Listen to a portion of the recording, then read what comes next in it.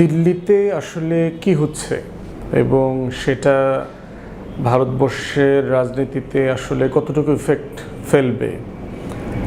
দুঃখজনকভাবে হলো সত্য যে আওয়ামী গদি মিডিয়া যেগুলো আছে বাংলাদেশে, সেগুলোতে আপনি দেখবেন যে ভারতের এই বিষয়গুলো নিয়ে দিল্লির ছাত্র আন্দোলন, যেই ককরোচ জনতা পার্টির ব্যানারে যেগুলো হচ্ছে সেগুলো নিয়ে খুব সিরিয়াস আলোচনা, পর্যালোচনা, খবর খুব বেশি আমরা দেখতে পাচ্ছি না।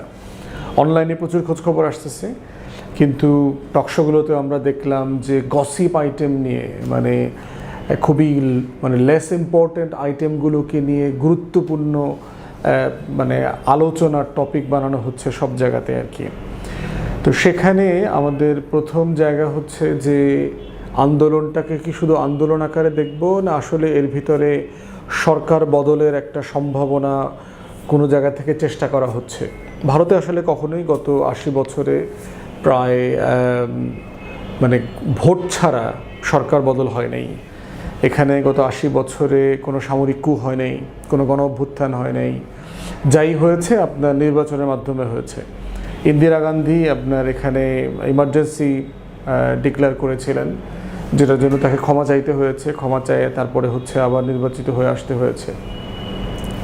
তো সেই জায়গাতে মোটা দাগে ভারতের যে রাজনীতির কাঠামো এবং রাষ্ট্রের যে সাইজ এবং পপুলেশনের ভিতরে যে জাতপাতের অনৈক্য, জনগণ আকারে কিন্তু তারা আসলে একটা কোনো ইউনাইটেড ফোর্স না, একটা পলিটি না, কোনো ইন্ডিয়ান জনগোষ্ঠী নাই আর কি বলতে, আর কি যেটা বোঝায় যে ভারতীয়। এবং ভারতের ভিতরে যারা থাকেন তারা দেখবেন যে তারা কিন্তু যার যার রাজ্যের পরিচয়ে, ভাষার পরিচয়ে খুব কমফোর্টেবলি ফিল করেন আর কি। কারণ যে চিন্তা, ধর্ম, জাত পাত, তারপরে এলাকা, গায়ের রং, এগুলোর ডিফারেন্স এত বেশি যে আপনি এক দেশ, এই ফিলিংসটা ওখানে আসে না। এইরকম একটা বৈষম্যের সমাজ হিন্দুস্তানে বিরাজ করছে আর কি।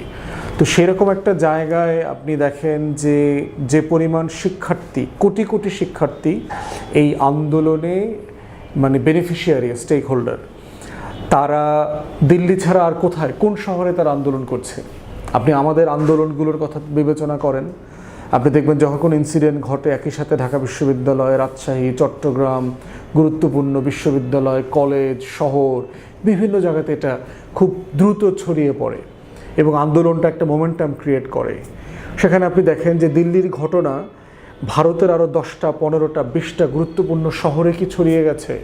কলকাতা, মুম্বাই, উত্তরপ্রদেশে, কেরালাতে, তামিলনাড়ুতে, বিভিন্ন জায়গায় যেখানে বলেন গুরুত্বপূর্ণ তাদের যে স্টেশন আছে রাষ্ট্রের, ছড়িয়ে পড়ছে না। এবং দেখেন যে দিল্লিতে যে জায়গাটাতে এখানে জমায়েত হয়েছে, সংখ্যাটা ঠিক আছে একটা বড় সংখ্যা, কিন্তু এটা খুব সাবস্ট্যান্সিয়ালি বড় সংখ্যা না। সাধারণত এর থেকে বড় মিছিল মিটিং বাংলাদেশে রেগুলার হয়, আমাদের এখানে রেগুলার এই ঘটনাগুলো ঘটে। পুলিশ যেভাবে পিটাচ্ছে দেখলাম, সেখানে কোনো রিয়াকশন দেখলাম না, ছেলে মেয়েদের হাত জোর করিডোরে পালায়া চলে গেছে। আমার দেশের ছেলেপেলেরা এরকম এত সহজে পুলিশের বাড়ি খেয়ে পালায়া চলে যেত না, তারা এটা রেসপন্স করতো, রিয়াক্ট করতো। এরপরে দেখেন যে এরকম একটা ঘটনা ঘটছে, বিরোধী দলীয় রাজনৈতিক দলগুলো সেটাকে যে ক্যাশ করা, সেটাকে যে একটা সরকার বিরোধী আন্দোলনের দিকে নিয়ে যাওয়া, সেটার চেষ্টা অথবা আহ্বান অথবা তাদের বক্তব্যে ধরনের সেই নেতৃত্ব আমরা দেখতে পাচ্ছি না।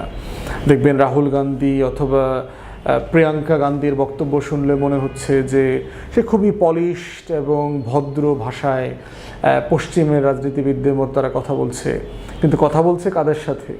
খুবই খ্যাত টাইপের, খুবই অভদ্র, খুবই হিংস্র একটা রাজনৈতিক আইডিয়ার সাথে। আরএসএস, বিজেপির যে হিন্দুত্ববাদী রাষ্ট্র রাজনীতি যে কোরাম আছে, সেটার বিরুদ্ধে তারা লড়াই করছে, কথা বলছে। অতএব সেই জায়গাতে মোটা দাগে মনে হচ্ছে না যে আসলে বিজেপি সরকার খুব বেশি বদার্ড, খুব বেশি দুশ্চিন্তায় পড়ে যাওয়ার মতো তার কিছু হয়েছে। কারণ এখন তাদের 27-28টা রাজ্যের ভিতরে 21টাতে বিজেপির দখলে আছে এবং আগামী দিনগুলোতে, আগামী 2-2.5 বছরের মধ্যে আবার নির্বাচন আছে স্থানীয় রাজ্যসভাগুলোতে, সেগুলো তারা দখল নেবার চিন্তা করছে। ভারতের টোটাল গণমাধ্যম এখন বিজেপির দখলে, টোটাল গণমাধ্যম। ভারতের স্বাধীন গণমাধ্যম বলতে কিচ্ছু নাই। এই জন্য এটাকে মানুষ ট্রল করে গদি মিডিয়া বলে, মানে মোদিরে গদি বানায় গদি মিডিয়া বলতেছে আর কি। এনডিটিভির মতো মোটামুটি বিশ্বাসযোগ্য যে প্ল্যাটফর্ম ছিল সেটাও বড় বড় ব্যবসায়ী প্রতিষ্ঠানকে দিয়ে তারা দখল করেছে। এবং ককরোচ জনতা পার্টির যে 5 দফা দেখবেন তারা দাবি করেছে, তার ভিতর একটা দাবি হচ্ছে যে আদানি এবং রিলায়েন্স গ্রুপ থেকে সকল গণমাধ্যমের মালিকানা বের করতে হবে, তাদের মালিকানা বাতিল করতে হবে, তাদের একটা গুরুত্বপূর্ণ দাবি। অতএব সেই জায়গাতে সরকার পরিবর্তন হয়ে যাবে দিল্লিতে, সেটা সম্ভাবনা আমি দেখতে পাচ্ছি না। কারণ জনগণই ভারতবর্ষের যেই দাসত্বের ভিতরে জীবনযাপন করছে, যারা জাতপাতের বাস্তবতাটা জানেন, এইটা মানে কালোদের কৃষ্ণাঙ্গদের যে দাসপ্রথার ইতিহাস আমরা দেখেছি ইউরোপে পশ্চিমে, এই রকম একটা ব্যাপার, এর থেকে একটা খারাপ ব্যাপার যে আপনি জীবন্ত মৃত মানুষের জীবনযাপন করছেন। ডক্টর আম্বেদকর ভারতের যে সংবিধান প্রণেতা এবং আইনমন্ত্রী ছিলেন, তিনি এগুলো নিয়ে অনেক লিখেছেন, বলেছেন, নিজে ধর্ম পরিবর্তন করে বৌদ্ধ হয়ে গেছেন 15,000 অনুসারীদেরকে নিয়ে। অতএব সেই জায়গায় সেই দাসত্বের কাঠামোর মধ্যে বেঁচে থেকে তরুণরা যেই জেদ হইলে পরে একটা রাষ্ট্র বদলে দেওয়া যায়, একটা সমাজ বদলে দেওয়া যায়, তেমন কোনো লক্ষণ আমি তরুণদের ভাষায় ল্যাঙ্গুয়েজে দেখতে পাচ্ছি না। তারা সচেতন, তারা গণতন্ত্রের, তারা প্রতিবাদ করছে, কিন্তু সরকার বদলাবে তেমন কোনো সম্ভাবনা আমি দেখতে পাচ্ছি না। আর ঐতিহাসিকভাবে যেহেতু এটার ধারাবাহিকতা নাই, যে ভোট ছাড়া নির্বাচন ছাড়া সরকার বদলেছে, অতএব 80 বছরের মনস্তত্ত্বেও মানুষ, রাজনীতিবিদ, জনগণ এটা মেনে নিয়েছে। প্রসেস হচ্ছে ভোট, এর বাইরের কোনো জায়গা নাই, যেটা বাংলাদেশে, পাকিস্তানে অথবা অন্যান্য চারপাশের প্রতিবেশী রাষ্ট্রগুলোতে। আমাদের মনস্তত্ত্বটা ঠিক এই রকম না। আমরা বোধ করছি যে অন্যভাবে সংবিধান, সংসদ বাদ দিয়েও সরকার বদলানো যায়, যেটা 24-এর গণ অভ্যুত্থান একটা গ্ল্যারিং এক্সাম্পল আর কি এই জায়গাটাতে। তারপরে হচ্ছে যে ভারতের ভিতরে ওই তর্কটা আছে, ভারতের বাইরেও আছে, সেটা হচ্ছে যে ভূ রাজনীতির জায়গা থেকে বিজেপি রাষ্ট্রটাকে ভেঙে দিচ্ছে। তার যে রাষ্ট্র কাঠামো, তার যে রাষ্ট্রের স্বার্থ, তার চারপাশের দেশগুলোর সাথে যে স্বার্থ, সেইটা পশ্চিমা দেশগুলো যেভাবে তাকে দেখতে চায়, বিজেপি সেই রাজনীতি রাষ্ট্র ডেলিভার করতে পারছে না। তো একইভাবে বিজেপির এই অথরিটেরিয়ান যে মানে অ্যাডমিনিস্ট্রেশন, এটার মধ্য দিয়ে ভারতের নিজস্বই রাষ্ট্র প্রতিষ্ঠানগুলো সবগুলো দুর্বল হয়ে গেছে, যেগুলো নিয়ে ভারত একসময় খুব প্রাউড ফিল করতো। যেমন ধরেন তাদের সুপ্রিম কোর্ট, তাদের নির্বাচন কমিশন, তাদের ব্যুরোক্রেসি, এই প্রত্যেকটা প্রতিষ্ঠান ব্যাপক মাত্রায় হিন্দুত্ববাদী এবং আরএসএসের টাইপের হয়ে যাচ্ছে আর কি। এবং যেটা করছে, এটাকে রাষ্ট্রকে দুর্বল করে যাচ্ছে, ভিতর থেকে এটা ঘুণ পোকার মতো খেয়ে ফেলছে। অন্যদিকে ভূ রাজনীতির জায়গা থেকে আমেরিকা এবং Europe, Indo Pacific strategy, China containment policy, Burma act, সব কিছু মিলে যেরকম সে এই ভারত মহাসাগরে ভারতের পারফরমেন্স ডেলিভারি আশা করেছিল, সেইটা আসলে তারা দেখতে পাচ্ছে না। তারা বোধ করছে বিজেপির এই হিন্দুত্ববাদী রাষ্ট্র রাজনীতি দিয়ে এটা আসলে তারা ডেলিভার করতে পারবে না। এবং এই যে বাংলাদেশে গণ অভ্যুত্থান হয়েছে, পুরো দক্ষিণ এশিয়ার মহল্লাতে যে একের পর এক সরকার পরিবর্তন হয়েছে, ভারত বিরোধী সরকারগুলো আসছে, এর প্রত্যেকটাতেই ভারতের প্রশাসনিক এবং রাষ্ট্রীয় ব্যর্থতা আকারে পশ্চিমারা পড়ছে। অতএব সেই রকম একটা জায়গাতে আমরা বোধ করছি না যে এই আন্দোলন মোটা দাগে সফল হবে অথবা সফল হওয়ার জায়গাতে তারা যাচ্ছে। আবার বিজেপি অথবা মোদি, অমিত শাহের সরকার এত সম্মান মর্যাদা দেশ শাসন করে না যে শিক্ষামন্ত্রীর পদত্যাগ চাওয়া হচ্ছে, তাকে পদত্যাগ করতে বাধ্য করবে অথবা তাকে ছেড়ে দেবে। কারণ সে মনে করে যে আমি দাবি দেওয়া মানিটারি না, এরকমই। এবং সে অনেকগুলো ঘটনার ক্ষেত্রে এটা ঘটেছে। যেমন ধরেন কাশ্মীরের যে ইনস্ট্রুমেন্ট অফ অ্যাকসেশন আর্টিকেল 370 দিয়ে তাকে যে একটা স্পেশাল স্ট্যাটাস দেওয়া ছিল, সেটা তারা বাতিল করে দিয়েছে সংবিধানে। তারপর হচ্ছে নাগরিকত্ব সংশোধনী আইন, যেটা নিয়ে সারা ভারতবর্ষে ব্যাপক আন্দোলন সংগ্রাম হয়েছে, যেটা টোটাল 70% ভিকটিম হচ্ছে মুসলমান।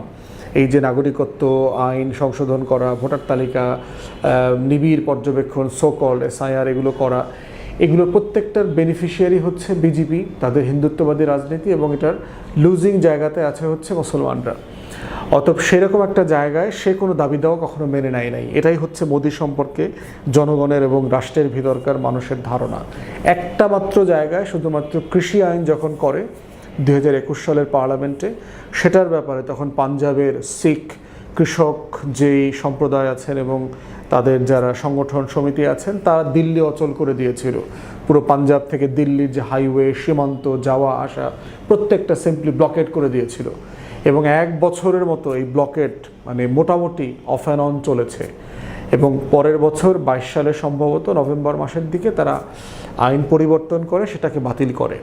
এছাড়া নেগোশিয়েট করে কোনোভাবে জনগণের পক্ষে দাঁড়ানো, জনগণের অধিকার নিয়ে কম্প্রোমাইজ করা এই রকম জায়গা মোদি সরকারের নাই এবং মোদি মনে করে যে এটা একটা মনস্তাত্ত্বিক দুর্বলতা। তারপরে হচ্ছে ধর্মেন্দ্র প্রধান হচ্ছে আমাদের এই উড়িষ্যা এলাকার মানুষ।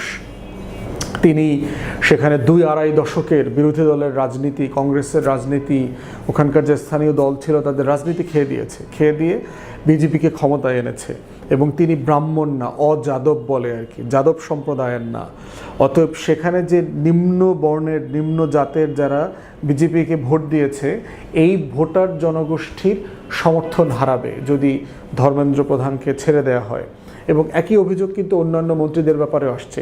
রেলমন্ত্রীর ব্যাপারে একই অভিযোগ, তার পারফরমেন্স ভালো না, অ্যাক্সিডেন্ট, দুর্ঘটনা নিয়ে আসছে। অন্য মন্ত্রীদের ব্যাপারে আসছে, কখনই কাউকে রিজাইন করতে বাধ্য করা হয় নাই, অতএব তাকে কেন করা হবে। তো এরকম মোটা দাগের বাস্তবতায় আমাদের কাছে মনে হচ্ছে না যে বিজেপি এই আন্দোলন নিয়ে আসলে শঙ্কিত, চিন্তিত, অথবা কংগ্রেস এটাকে নিয়ে আসলে খুব মোটা দাগে খেলতে পারবে অথবা সফল হবে, তেমন সম্ভাবনা আমরা দেখতে পাচ্ছি না। ভারতবাসীকে যদি বিজেপির এই হিন্দুত্ববাদী ফ্যাসিবাদ থেকে বাঁচতে হয় তাকে আসলে মোটা দাগে আরও বড় ধরনের লড়াই করতে হবে তার অধিকারের জন্য, তার সংবিধান মোতাবেক তার নাগরিক অধিকার, ন্যায্যতা ফিরে পাওয়ার জন্য। বাট একটা গুরুত্বপূর্ণ জিনিস হচ্ছে পুরো জেনারেশন, এমন একটা টপিকে আলোচনা হচ্ছে পুরো ভারতবর্ষের জেনারেশন এইটা দ্বারা এফেক্টেড এবং এটার একটা রেজাল্ট কোনো না কোনো প্রসেসে আগামী দিনগুলোতে, বছরগুলোতে ভারতবর্ষে ফিরে আসবে। প্রথম আন্দোলন না হলেও 1 বছর, 2 বছর, 3 বছর পরে দফায় দফায় আন্দোলন হয়েও একটা বড় ধরনের ক্ষমতার পরিবর্তন, পট পরিবর্তন ভারতে হতে পারে। এই সম্ভাবনা, আশঙ্কার কথা অনেকে উড়িয়ে দিচ্ছেন না। আবার ইকুয়ালি অনেকে চাচ্ছে যে এই চলমান সংসদে, লোকসভাতে অনেকগুলো গুরুত্বপূর্ণ বিল চুপে চাপে ভারত মোদি সরকার পাশ করতে চাচ্ছে এবং এই আন্দোলনটাকে মানে চলতে দিয়ে যেটা হচ্ছে টোটাল কনসেন্ট্রেশনটা সেদিকে রেখে তারা এটা নীরবে করতে পারে কিনা এই আলোচনাটা, তর্কটাও সেখানে আছে। তো সব মিলিয়ে আমরা দেখতে চাই যে আসলে এই আন্দোলন, ককরোচ জনতা পার্টির যে অধিকারের লড়াই, ন্যায্যতার লড়াই, সেটা আসলে কোথায় গিয়ে ঠেকে। ধন্যবাদ।